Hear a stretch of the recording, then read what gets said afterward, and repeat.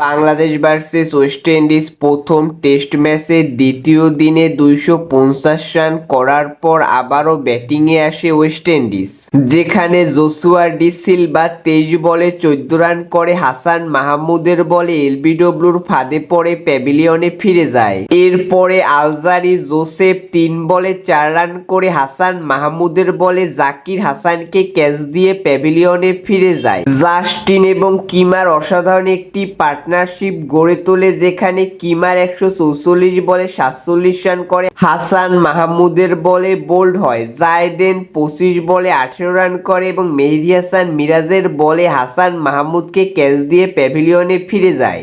Justin অসাধারণ performance করে, যেখানে সে 206 বলে 115 রান করে অপরাজিত থাকে এবং সামার জোসেফ 8 বলে 11 রান করে অপরাজিত থাকে, যার কারণে 9 উইকেট হারিয়ে ওয়েস্ট ইন্ডিজ 450 রান করে। দ্বিতীয় দিনে বাংলাদেশ দলের হয়ে ওয়েস্ট ইন্ডিজের সবথেকে বেশি উইকেট নেয় হাসান মাহমুদ, যেখানে হাসান মাহমুদ 3টি উইকেট নেয় এবং মেহেদী হাসান মিরাজ 1টি উইকেট নেয়। এরপর বাংলাদেশ দলের হয়ে প্রথম ইনিংসের জন্য ব্যাটিংয়ে আসে মাহমুদুল হাসান জয় এবং জাকির হাসান, যেখানে মাহমুদুল হাসান জয় 33 বলে 5 রান করে আউট হয়ে যায়।